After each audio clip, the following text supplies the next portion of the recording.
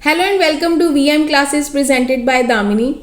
बेटा हम यहाँ पे एक नई सीरीज शुरू कर रहे हैं, क्लास 12th पॉलिटिकल साइंस की इंडियन बुक, जिसके अंदर सबसे पहला चैप्टर हमारा है चैलेंजेस ऑफ नेशन बिल्डिंग।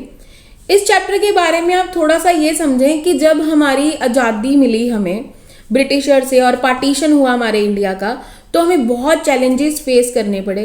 हमारा इंडिया जहाँ पे पाकिस्तान कह रहा था कि हमें अलग कर दो, हमारा एक अलग नेशन बना दो, तो बाकी सबके दिमाग में भी ये आ रहा था कि चलो हम भी अलग हो जाते हैं। हमारा नेशन टूटने वाला था, लेकिन उसको बिल्डअप करके एक इंडिया कैसे बनाया गया उसके बारे में इस चैप्टर में रीड आउट करेंगे। सो वेरी फर्स्ट वन बेटा, we'll talk about at the hours of midnight 14-15 अगस्त जवाहरलाल नेहरू ने डिक्लेयर कर दिया रेड फोर्ट पे कि भाई हम आज़ाद हो गए हैं फ्रॉम द ब्रिटिशर्स और ऑब्वियसली पार्टीशन होने वाला है। This was a famous tryst and destiny speech. Our leader attaining the independent agreed upon 2 goals. मतलब ये जो छोटी छोटी चीज़ें हैं ना, इसके ऊपर क्वेश्चन बन के आता है आपको कि जवाहरलाल नेहरू ने क्या बोला, उनकी कौन सी स्पीच थी, उसके बारे में नाम बताएं। ठीक है, तो इसके ऊपर MCQ I have to write up this one. Another example के मतलब आपके पास क्वेश्चन आएगा कि 2 कौन से गोल्स थे उनके, आप इनके बारे में बताएं। तो उनके 2 गोल्स थे बेटा कि we shall run our country through the democratic government. हमें एक आजाद सरकार बनानी है जो डेमोक्रेटिक हो, किसी की बंदिश में ना हो, ऐसी सरकार बिल्डअप करनी है। Second is the government will run for the goods of all, particularly the poor and socially disadvantaged group।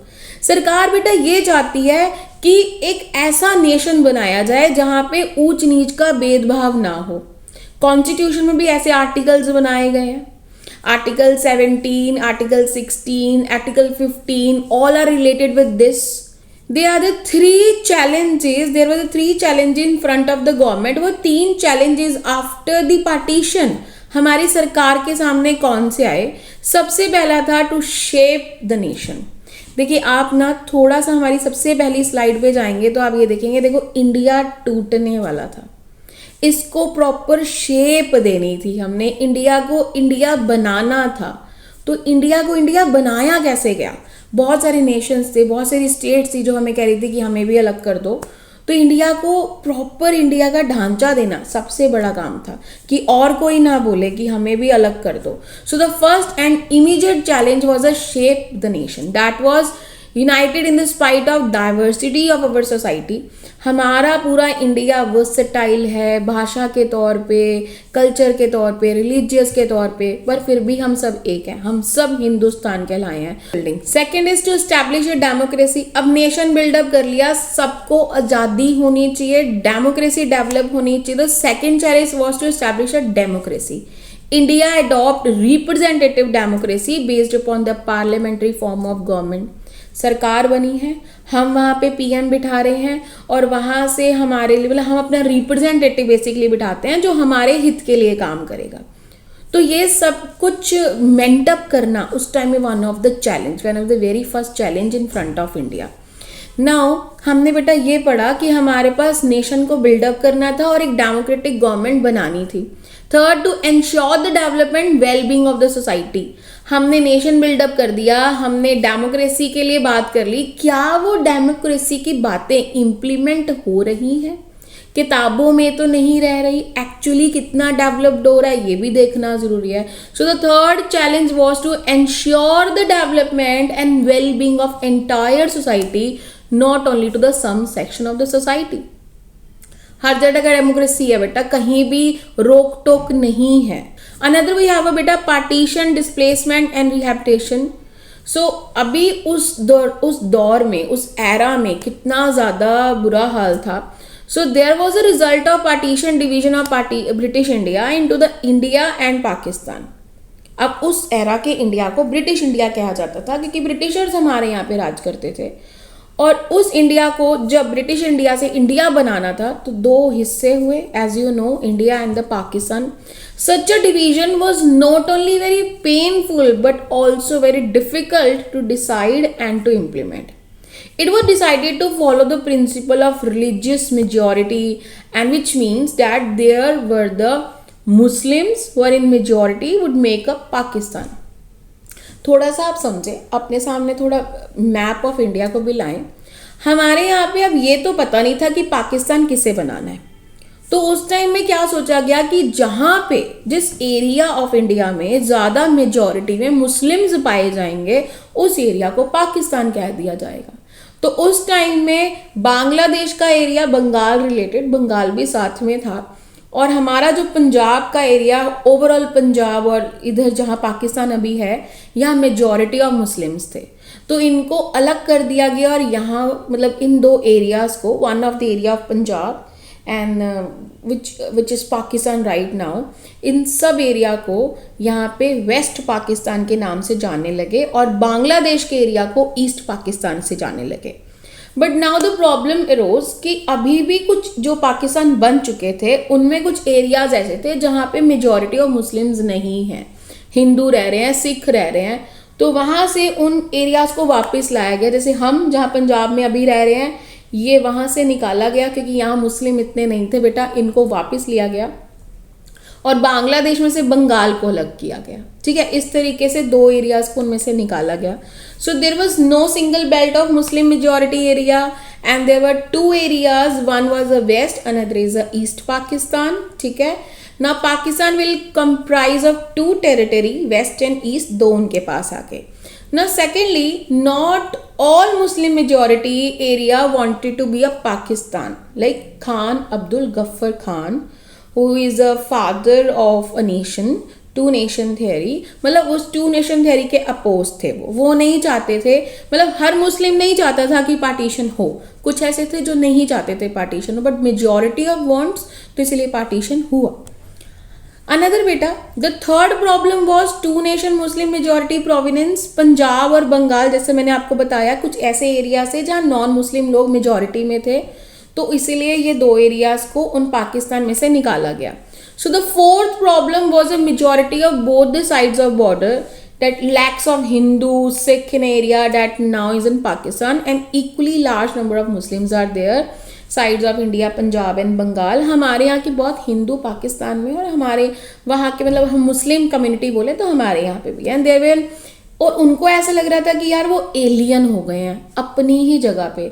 अब मान के चलो कि आपका अपना घर है और अपने घर को कोई अगले दिन आके बोल रहा है कि आज से ये तेरा घर नहीं है, तो उन्हें कैसा महसूस होगा। और वही कुछ जो फीलिंग थी उस टाइम में लोगों के मन में आ रही थी कि व्हाट इज दिस, कि ये जगह जो हमारी थी आज हमें ही कह रहे हैं ये तुम्हारी नहीं है, यहाँ से जाएं। या फिर जो लोग वहाँ पे रह गए थे ना, जैसे बहुत कम कम्युनिटी ऑफ हिंदू इन पाकिस्तान, अब उनके साथ इक्वल ट्रीटमेंट नहीं था हमारे यहाँ पे मुस्लिम्स। बट हमारे यहाँ पे सबके लिए डेमोक्रेसी है, सबको इक्वल माना जाता है, कॉन्स्टिट्यूशन सबके लिए एक है, राइट्स ड्यूटीज सबकी एक है, किसी के लिए अलग नहीं है।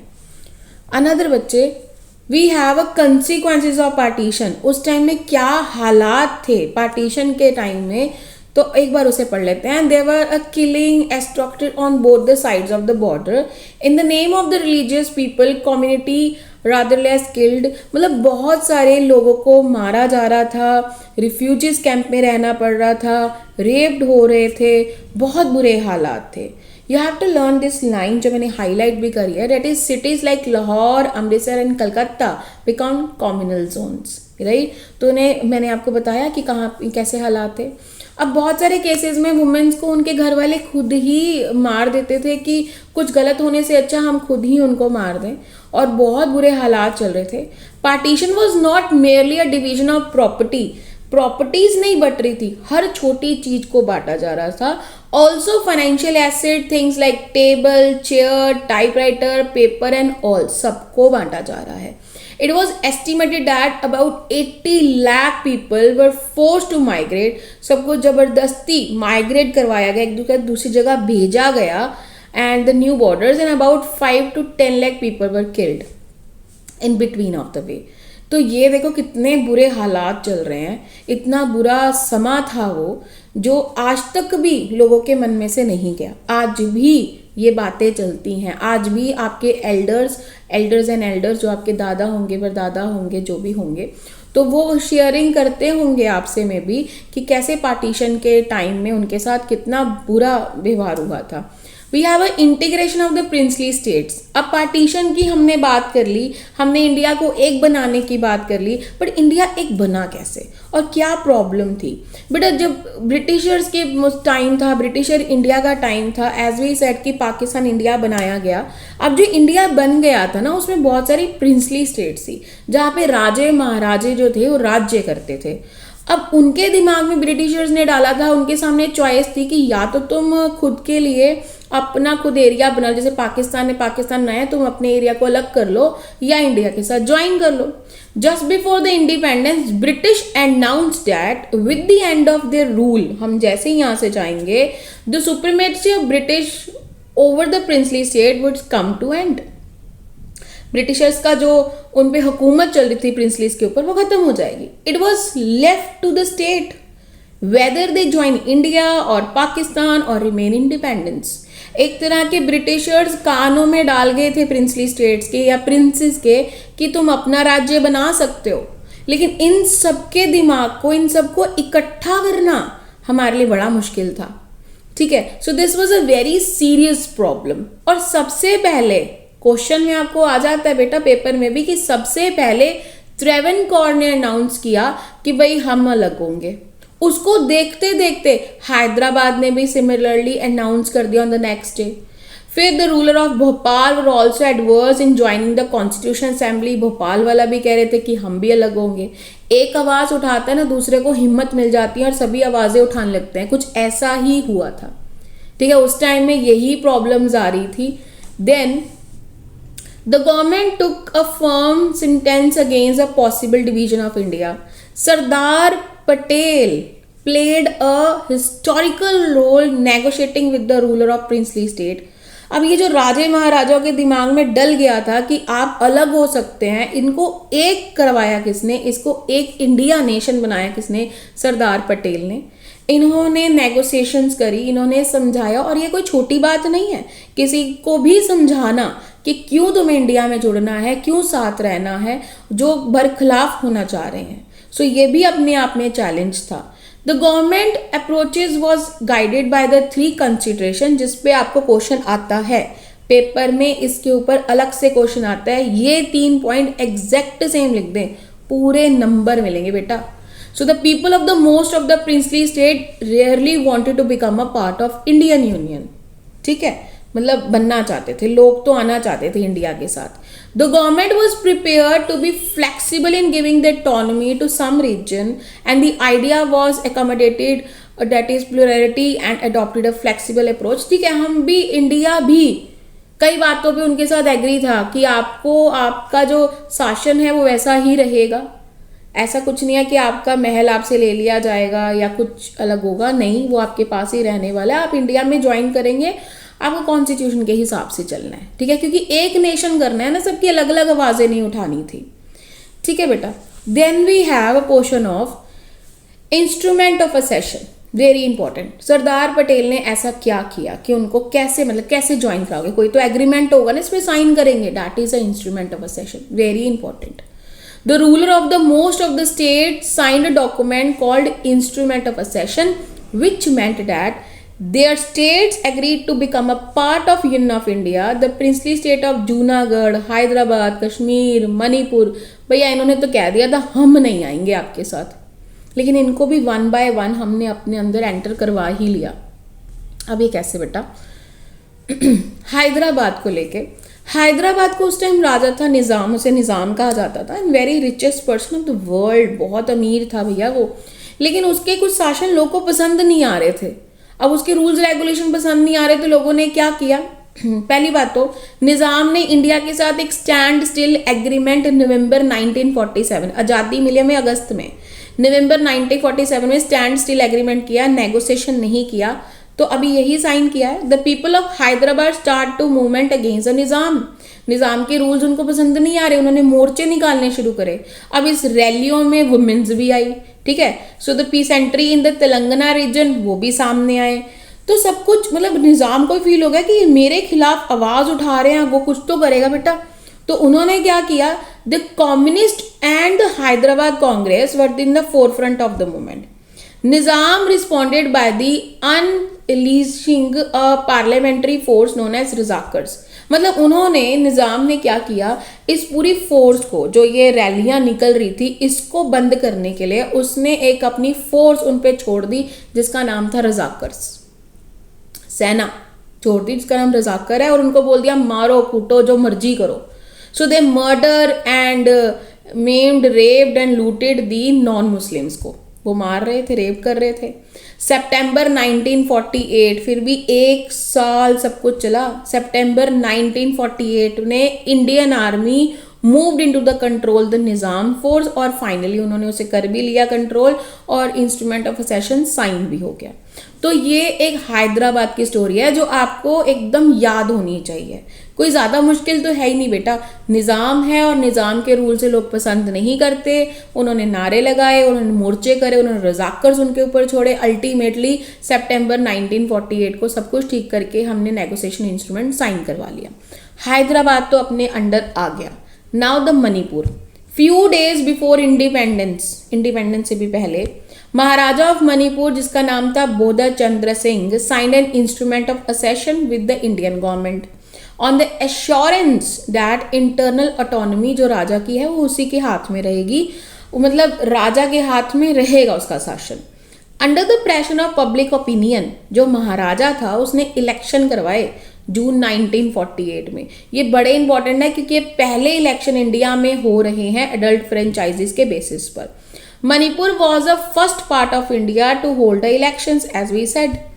There were a lot of differences in legislative assembly of Manipur over the merge of Manipur with India। मतलब सबको पसंद नहीं आ रहा था यार मर्जिंग करना। The government of India succeeded in pressurizing the Maharaja into finding a merge agreement September 1949। फिर भी अल्टीमेटली 1949 के सितंबर में हम उनके साथ एडअप हुए, मतलब वो हमारे साथ एडअप हो गए, इंडिया में आ गए, जुड़ गए। तो हमने हैदराबाद के निज़ाम को सितंबर 1948 और मणिपुर को सितंबर 1949 और भी एक साल बाद ज्वाइन अप कर ही लिया। अनदर बेटा हमारे पास आता है रीऑर्गेनाइजेशन ऑफ स्टेट। अब आवाज़ उठाने पे तो सारे आवाज़ उठाएंगे ना। हमारे यहाँ पे जितनी भाषाएं सब बोलेंगे कि भाई हमें हमारी भाषा के हिसाब से अलग कर दो, हमारी स्टेट अलग बना दो, हम तो अलग ही रहेंगे। So the first important challenge of Indian encourage after independence was integration of princely state and other native states. Challenge था उनके सामने कि भाई सबको इकट्ठा करना है ना। अब अपनी अपनी भाषा के मुताबिक सब बोलेंगे। जैसे पहले हम पंजाब में रह रहे हैं, आज के पंजाब में, तो यहाँ हरियाणा साथ में था, हिमाचल साथ में था, पंजाब बहुत बड़ा था। 1966 में सब अलग हो गए लैंग्विस्टिक बेसिस के ऊपर। So after the Nagpur session of the Congress 1920 the principle was recognised as a basic of reorganisation INC। मतलब उनको लगा कि ऐसा हमें बना देना चाहिए इंडियन नेशनल कांग्रेस को Nagpur session. But after the independence और पार्टीशन, क्योंकि 1920 की बात है, पार्टीशन के बाद इसके पास गौर नहीं किया गया। सबसे पहले आवाज उठाई Telugu speaking area of old Madras province which include Tamil Nadu, Andhra, Kerala, Karnataka सब ज्वाइन था। तो तेलुगु स्पीकिंग लोग कह रहे हैं भाई हमारा तो अलग कर दो, हमें अलग कर दो, पर ये बात सुनी नहीं गई। ठीक है, the Vishalandhra movement demanded the Telugu speaking area. Very important बेटा, जितनी भी चीजें हाईलाइटेड है ना बहुत ज्यादा इंपॉर्टेंट है। MCQ क्वेश्चन आंसर हर चीज बन के आएगी एंड आई बेट यू कि यही सेम आता है। अरे यार आप तो साल से पढ़ते आ रहे हैं, अभी हम दिसंबर में बना रहे हैं तो अब साल से पढ़ते आ रहे हो, पेपर में देख रहे हो यही चीजें रिपीट हो रही हैं। The movement gather a momentum as a result of central government. ना पोटी श्रीमल्लू द कांग्रेस लीडर, इन्होंने 56 डेज का अनशन पे बैठ गए और इनकी हो गई डेथ। इनकी डेथ के बाद तो लोग के अंदर एक गुस्सा और रोष ही आ गया और उन्होंने बोला दंगे हो गए और बहुत प्रोटेस्ट होना शुरू हो गया। फाइनली द पीएम उस टाइम कौन थे? Jawaharlal Nehru. They announce the formation of separate Andhra state दिसंबर 1952 में उन्होंने अनाउंस कर दिया कि हम आंध्र प्रोविंस एक अलग से तेलुगु स्पीकिंग एरिया बना देंगे। Now the formation of Andhra Pradesh separate the struggle for making other state. मतलब बाकियों में भी जोश आ गया ना, किसी एक के अंदर जब जोश आता है, आपकी क्लासरूम में सब बैठे हैं, मैम कुछ पूछ रहे हैं, आप नहीं बोल रहे, लेकिन कोई भी नहीं बोल रहा, सडनली एक ने क्वेश्चन पूछा, उससे बाकियों को भी हिम्मत आएगी और बाकी भी अपनी बात सामने रखना चाहेंगे। ऐसा ही कुछ हुआ बेटे वहाँ भी, कि जब एक को आज़ादी मिली, एक को उसके लैंग्वेज के बेसिस पे अलग हुआ, तो बाकियों को लगा यार हमें भी कर देंगे। So the State Reorganization Act was passed 1956, which was and created a 14 state and 6 union territories. आज के टाइम में हमारे पास 28 स्टेट एंड 8 यूनियन टेरिटरीज हैं। उस टाइम में लैंग्वेज के बेसिस पे जब सब कुछ हुआ तो 14 स्टेट और 6 यूनियन यूटीज बन के सामने आई। So thus we can conclude that creation of linguistic state which created a fear of an separatism and division of the country has rather changes the nature of democratic politics, leadership and strengthening the national unity. देखो ऐसा कुछ नहीं हुआ, हम सब चाहे अपनी अपनी भाषा के हिसाब से अलग एक एरिया में है, पंजाब में पंजाबी बोली जा रही है, but we still all are Indians. Now Patels and the integration. Sardar Vallabhbhai Patel was the first Deputy Prime Minister, Home Minister of India, and he had emerged as a popular leader after the Kheda Satyagraha and Bardoli Satyagraha. He was known as the Iron Man of India. One of the biggest challenge of India was facing post-independence of unity. He undertook the doubting task of the uniting all the 565 princely states को join करना, उनको साथ लेके आना, हैदराबाद, कश्मीर, जूनागढ़, इन्हें बहुत उन्होंने major role play किया। तो he is a one of nation builder also. I hope कि आपको ये वीडियो अच्छी लगी हो, समझ में आई हो। आपको कोई भी ऐसा टॉपिक है जो नहीं समझ में आ पा रहा, let me know in a comment section, we'll just figure it out again. मैं आपको फिर से उसे समझाने की कोशिश करूँगी आपके लिए, इसके से आपकी डिफरेंट क्वेश्चंस, क्योंकि पेपर जो पॉलिटिकल साइंस का आता है ना बेटा, वो इतना ईजी भी नहीं होता। आपको क्वेश्चन समझने पड़ते हैं और उनके मुताबिक आंसर यही होंगे, बट क्वेश्चन मोल्ड आउट होकर आता है, सीधा सीधा नहीं पूछते हैं। समहाउ समवेयर कुछ पूछ भी लें किसी क्वेश्चन को, but most of the mould out होके आएगा। इसी में से आउटर कुछ भी नहीं जाने वाला, यही आने वाला है, हैदराबाद, जूनागढ़ एंड ऑल। तो आई होप कि आपको वीडियो पसंद आई हो। So do like, share and comment and subscribe my channel for the further more videos on these topics. Have a nice day.